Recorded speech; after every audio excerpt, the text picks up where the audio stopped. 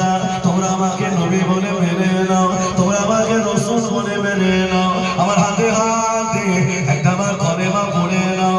ও আল্লাহ বান্দারা, ওই তায়েফের মানুষেরা ওরা আমার নবীকে চিনতে পারলো না, ওরা আমার নবীকে বুঝতে পারলো না। আল্লাহ নবীকে মারার জন্য ছোট ছোট বাচ্চাগুলো লেলিয়ে দিল। আল্লাহ নবীর গায়ে ওরা পাথর দিয়ে মারে, আল্লাহ নবীর গায়ে ছোট মোবারক মারে। নবী আমার রাস্তার উপরে পড়ে গেল। দেখতে বাবা যায় তায়েফের বাচ্চাগুলো বড় বড় রশি দিয়ে আল্লাহ নবীর পায়েতে দিয়ে টান দেওয়া শুরু করলেন। হযরতে জাহেদ রাদিয়াল্লাহু আনহুকে দেবে। আল্লাহ আল্লাহ, এরা আমার নবীকে মেরে দেবে, আল্লাহ এরা আমার নবীকে শহীদ করে দেবে। আমি জাহেদ, আমি কাকে নিয়ে বাড়ি বেরোবো? হযরতে জাহেদ রাদিয়াল্লাহু আনহু আল্লাহ নবীর সামনে দাঁড়িয়ে গেলেন। ইয়া রাসূলুল্লাহ, হাবিবাল্লাহ, এরা আপনাকে মারতে চায়। আল্লাহ নবী বলেছেন, ও বাবা জাহেদ, এরা যদি আমাকে মেরে দেয় তুমি জানেতে কিছু বলো না, এরা আমাকে চেনে না। আল্লাহ নবী আবার বেহুশ হয়ে গেলেন। হযরতে জাহেদ রাদিয়াল্লাহু আনহু আল্লাহ নবীকে পাজা করে পাথরের গায়ে বসিয়ে দিলেন। আল্লাহ নবী বেহুশ হয়ে গেলেন। আল্লাহ নবীর রক্তগুলো গড়িয়ে যায়, খুনগুলো গড়িয়ে যায়। হযরত জাহেদ রাদিয়াল্লাহু আনহু আমার গায়ের জামাটা খুলে নিয়ে আল্লাহ নবীর রক্তগুলো মুছিয়ে দিচ্ছিলেন, আল্লাহ নবীর রক্তগুলো মুছিয়ে দিচ্ছিলেন। ও আল্লাহ বান্দারা, হযরত জাহেদ রাদিয়াল্লাহু আনহু হুজুর আমার দেখলে আল্লাহ নবীর পা দিয়ে রক্তগুলো গড়িয়ে যাচ্ছে। আল্লাহ বাধা থাকতে পারে না। আল্লাহ ফেরেশতা জিবরাইলকে পাঠালেন, ও আমার ফেরেশতা জিবরাইল, চলে যাও আমার হাবিবের কাছে চলে যাও। বেঈমান বেদিনেরা আমার হাবিবকে তোমার মেরেছেন, আমি আল্লাহ সইতে পারি না। আমার হাবিবের রক্ত যদি ওই তায়েফের ময়দানে পড়ে যায়, আমি আল্লাহ তায়েফকে ধ্বংস করে দেব। ফেরেশতা জিবরাইল আলাইহিস সালাম হুজুর আমার শত নূরে টানাটানি আল্লাহ নবীর কাছে চলে গেলেন। আল্লাহ নবীর পায়ে কদমের নিচে টানাগুলো বিছিয়ে দিলেন।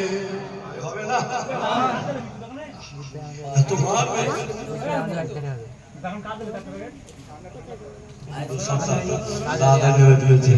আল্লাহ আল্লাহ বান্দারা, ও যুবকেরা, ও জওয়ানেরা, নবীর জলসায় যেতে বাবা আল্লাহ নবী বেহুশ হয়ে আছেন। হুজুরে হোশ পেলেন না। হযরত জাহেদ রাদিয়াল্লাহু আনহু কাঁদেন, আল্লাহ আমার নবী কি মারা গেছেন, আল্লাহ আমার নবী কি শহীদ হয়ে গেছেন।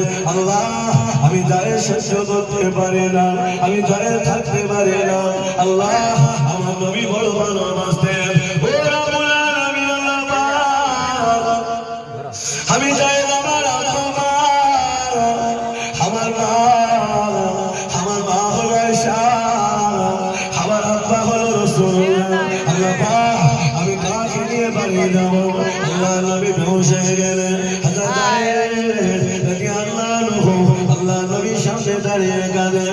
ও আল্লাহর বান্দারা, পাহাড়ের ফেরেশতারা চলে আসলেন। ইয়া রাসূলুল্লাহ, হাবিবাল্লাহ, ইয়া রাসূলুল্লাহ, হাবিবাল্লাহ, হুজুর একবার বলুন না, আপনি যদি অনুমতি দেন এই পাহাড়টা টপকে দিয়ে ইয়া রাসূলুল্লাহ ওদেরকে ধূলিসাৎ করে দেব। আল্লাহ নবী বলেছিলেন, ও আল্লাহর ফেরেশতারা ওদেরকে মেরো না, ওরা আমায় চেনে না, আমি নবী বলে না। ওরা হয়তো আমাকে নবী বলে মানল না, ওরা যদি আজ মারা যায় আমাকে নবী বলে কারা ডাকবে? আমি কার কাছে কলেমা প্রচার করব? ও আল্লাহর ফেরেশতারা ওরা হয়তো নবী বলে মানল না, তবে ওদের বাচ্চাগুলো হয়তো আমাকে নবী বলে মেনে নিতে পারে। কি আদর্শ!